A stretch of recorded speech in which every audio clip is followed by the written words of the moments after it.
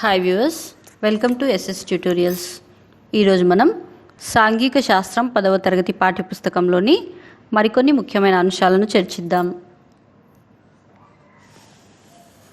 1975 నుండి 1985 మధ్య కాలం భారతదేశ ప్రజాస్వామ్యానికి పరీక్షా కాలం వంటిది.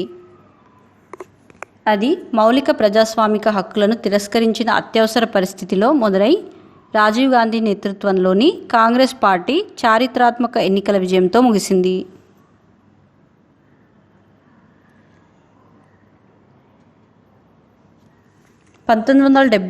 మార్చి 26న 6వ లోక్సభకు స్పీకర్గా ఏకగ్రీవంగా ఎన్నికయ్యారు.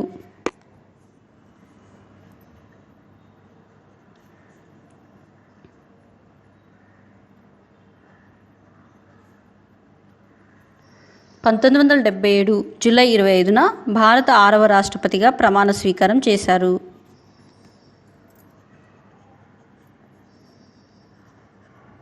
నీలం సంజీవారెడ్డి పాలనా కాలంలో మొరార్జీ దేశాయ్, చరణ్ సింగ్, ఇందిరాగాంధీ ప్రధానమంత్రులుగా ఏర్పాటు చేసిన 3 ప్రభుత్వాలలో పనిచేశారు.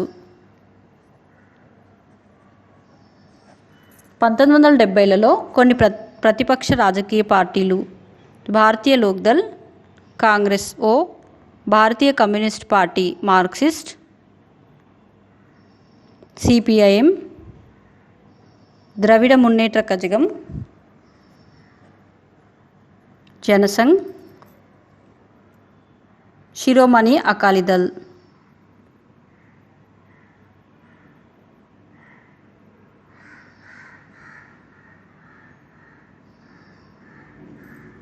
భారతీయ లోక్దళ్ ప్రధానంగా ఉత్తరప్రదేశ్లో ఉంది. కాంగ్రెస్ ఇందిరాగాంధీ విధానాలను వ్యతిరేకించిన కాంగ్రెస్లోని సంప్రదాయ వర్గం. భారతీయ కమ్యూనిస్టు పార్టీ జాతీయ స్థాయి ఉన్న పార్టీ. పెను భూ సంస్కరణలకు, కార్మిక సంఘాలు, సోషలిస్టు విధానాలకు కృషి చేస్తున్న పార్టీ. ద్రవిడ మున్నేట్ర కజగం ప్రధానంగా తమిళనాడులో ఉన్న పార్టీ. రాష్ట్రాలకు మరిన్ని అధికారాలు, స్వయం ప్రతిపత్తి కోరే పార్టీ.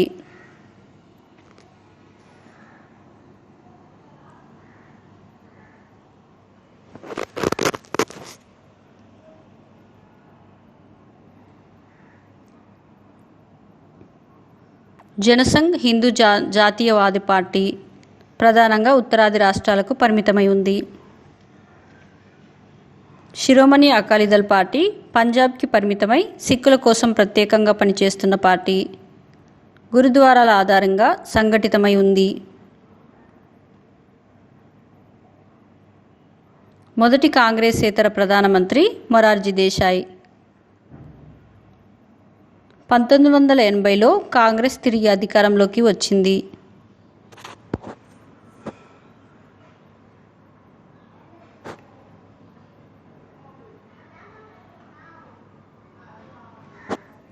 రాజ్యాంగంలోని 356 అధికరణం ప్రకారం రాష్ట్ర ప్రభుత్వం రాజ్యాంగం ప్రకారం రాష్ట్రాన్ని పాలించలేకపోతుందని గవర్నర్ అభిప్రాయపడితే రాష్ట్ర ప్రభుత్వాన్ని తొలగించమని, ఇంకా అవసరమైతే శాసనసభను రద్దు చేయమని రాష్ట్రపతికి సిఫారసు చేయవచ్చు.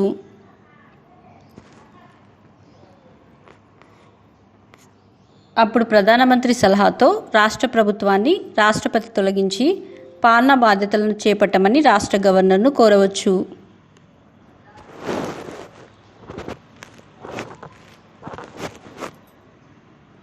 కేంద్ర ప్రభుత్వం 356 అధికరణాన్ని ప్రయోగించటానికి 1994లో సుప్రీంకోర్టు ఇచ్చిన కీలకమైన తీర్పులో ఖచ్చితమైన నియమాలను పేర్కొంది.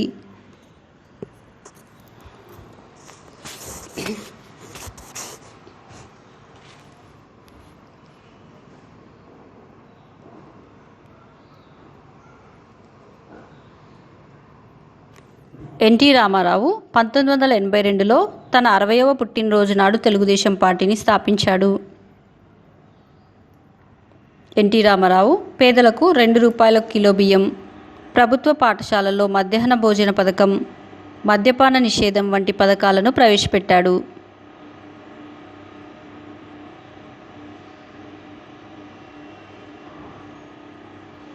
ఎన్టీ రామారావు గారు 1984లో ఆపరేషన్ కోసమని అమెరికాకి వెళ్ళినప్పుడు గవర్నర్ అతడి ప్రభుత్వాన్ని బర్తరఫ్ చేశాడు.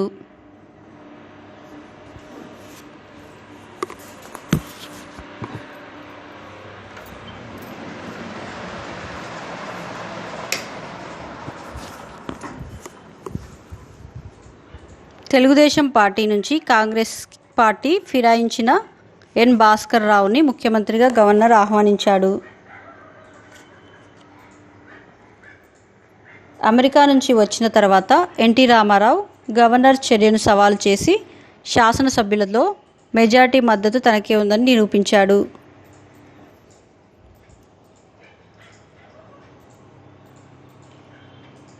తన ప్రభుత్వాన్ని అకారణంగా తొలగించటంపై చేసిన పోరాటంలో ఎన్టీ రామారావుకి ఇతర రాష్ట్రాలలో అధికారంలో ఉన్న CPIM, DMK, SAD, national conference వంటి అనేక పార్టీలు మద్దతునిచ్చాయి.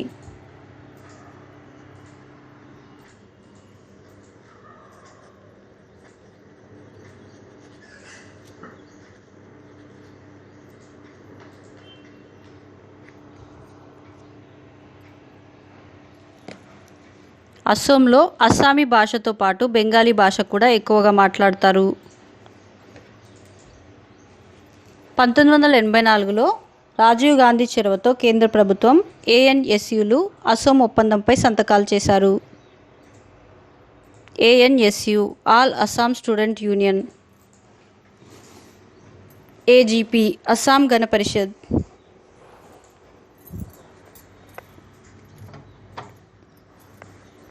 బర్మా ప్రస్తుత పేరు మయన్మార్.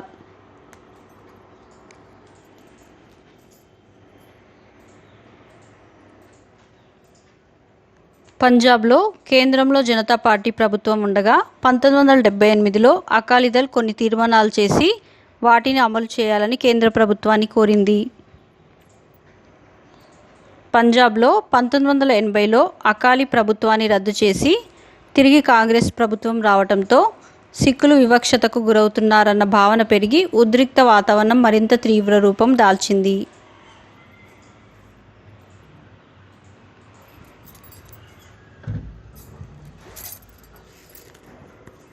పంజాబ్లో తీవ్రవాద సిక్కుల బృందానికి నాయకుడిగా భింద్రేవాలా వేర్పాటువాదాన్ని ప్రచారం చేస్తూ సిక్కులకు ప్రత్యేక దేశం ఖలిస్తాన్ కావాలని కోరసాగాడు.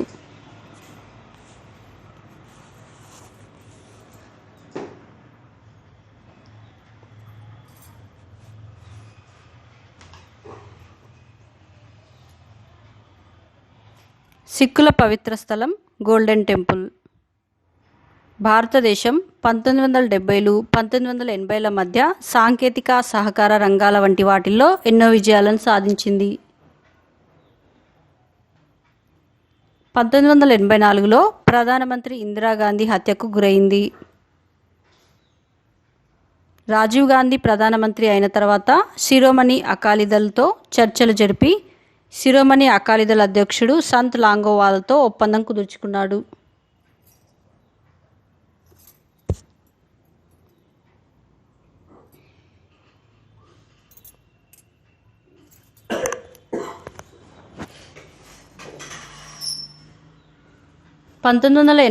ఏప్రిల్లో అకల్ తఖ్త్ వద్ద సమావేశంలో ఖలిస్తాన్ స్వతంత్ర దేశంగా ప్రకటించారు.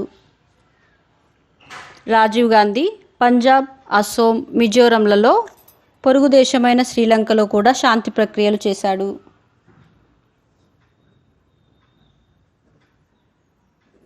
రాజీవ్ గాంధీ ఒక ఉపన్యాసంలో పేదల కోసం ఖర్చు పెడుతున్న ప్రతి రూపాయిలో 15 పైసలు కూడా వారికి చేరటం లేదని అన్నాడు.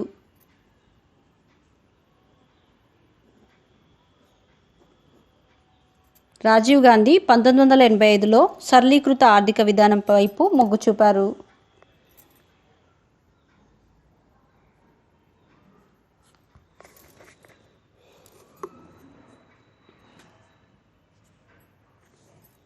భర్త నుంచి విడాకులు పొందిన షాబాను అన్న మహిళ వేసిన కేసులో 1985లో సుప్రీంకోర్టు ఆమె మాజీ భర్త ఆమెకు భరణం చెల్లించాలని తీర్పు ఇచ్చింది. ముస్లింలు ఈ తీర్పును స్వాగతించారు. ముస్లిం ఛాందసవాద వర్గాల ఒత్తిడికి లోనైన ప్రభుత్వం 1986లో కొత్త చట్టం చేసింది. దీని ప్రకారం ముస్లిం భర్తలకు ఎటువంటి బాధ్యత లేకుండా చేసి విడాకులు పొందిన మహిళలకు 3 నెలల పాటు ముస్లిం మత సంస్థలు భరణం ఇస్తే సరిపోతుంది.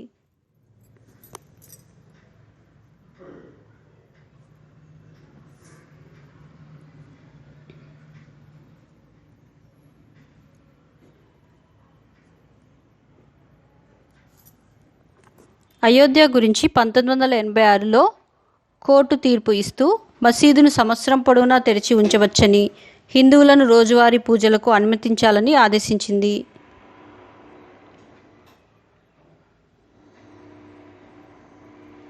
ఉత్తరప్రదేశ్, హర్యానాలోని రైతులు మహేంద్ర సింగ్ తికాయత్ నేతృత్వంలో పోరాటం చేస్తుండగా మహారాష్ట్రలోని రైతులు శరత్ జోషి నాయకత్వంలో పోరాడసాగారు.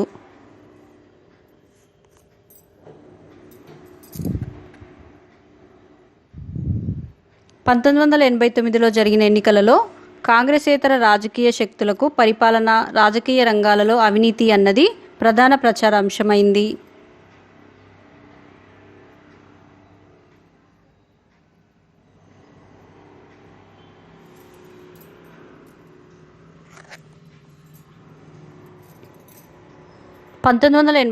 ఎన్నికలలో వీపీ సింగ్ నేతృత్వంలోని జనతాదళ్తో మొదటి సంకీర్ణ ప్రభుత్వం ఏర్పడింది. 1989 నుంచి జాతీయ స్థాయిలో ఏర్పడిన ప్రభుత్వాలన్నీ సంకీర్ణ లేదా మైనార్టీ ప్రభుత్వాలే. NDA, National Democratic alliance.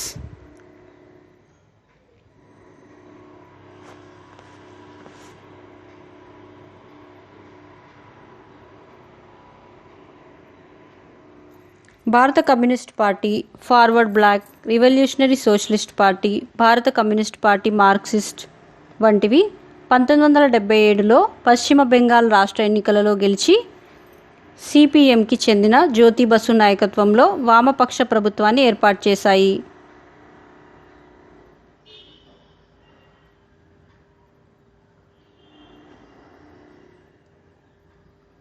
పశ్చిమ బెంగాల్లోని జ్యోతి బసు ప్రభుత్వం ముందుగా రాష్ట్రంలో అసంపూర్తిగా ఉండిపోయిన భూ సంస్కరణలు చేపట్టింది.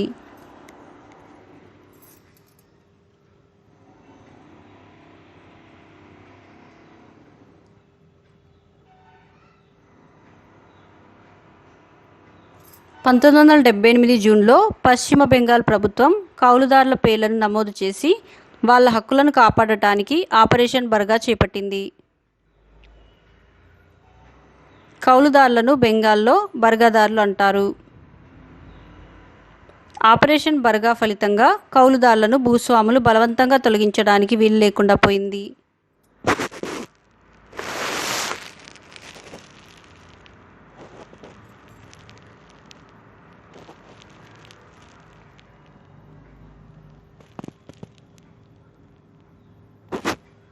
పంటలో న్యాయమైన వాటా కౌలుదారుకు పెడితే 75%, భూస్వామి పెడితే 50% కౌలుదారికి దక్కేలా ప్రభుత్వం చూస్తుంది.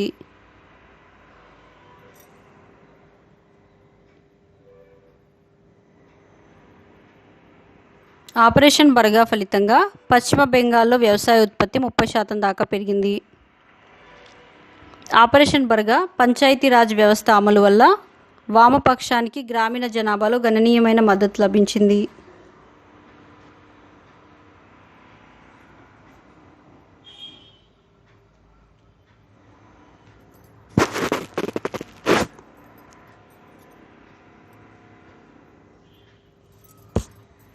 సామాజికంగా, విద్యాపరంగా వెనుకబడిన తరగతులకు 27% రిజర్వేషన్లు కల్పించమన్న మండల కమిషన్ ముఖ్యమైన సిఫారసును అమలు చేస్తున్నట్లు వీపీ సింగ్ ప్రభుత్వం ప్రకటించింది. స్థానిక స్వపరిపాలనకు రాజ్యాంగ గుర్తింపునిస్తూ 1992వ సంవత్సరంలో పివి నరసింహారావు ప్రభుత్వం రాజ్యాంగ సవరణ చేసింది. 73వ రాజ్యాంగ సవరణ గ్రామ స్థాయిలో స్థానిక స్వపరిపాలన ప్రభుత్వాలను కల్పించారు.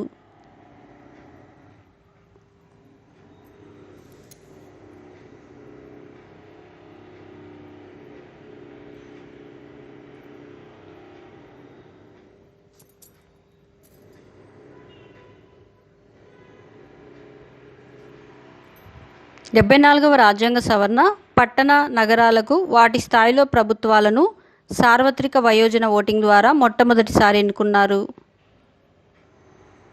మొత్తం స్థానాలలో 1/3 స్థానాలను స్త్రీలకు కేటాయించారు. బీజేపీ నాయకుడు ఎల్కే అద్వానీ 1990లో సోమనాథ్ నుంచి అయోధ్య వరకు రథయాత్ర చేపట్టాడు. బీహార్లో అద్వానీని అరెస్టు చేయడంతో ఈ యాత్ర ముగిసింది.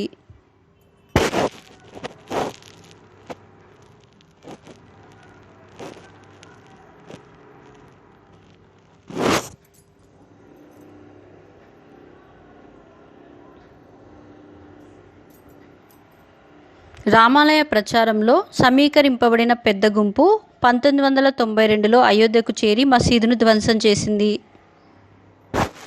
1991లో వీపీ సింగ్ ప్రభుత్వం పడిపోయినప్పుడు భారతదేశం తీవ్ర ఆర్థిక సంక్షోభాన్ని ఎదుర్కొంది.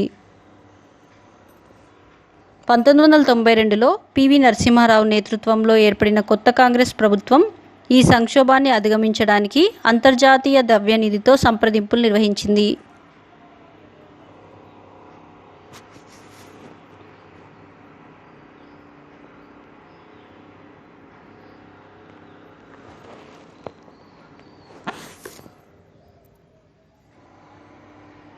Thank you for watching.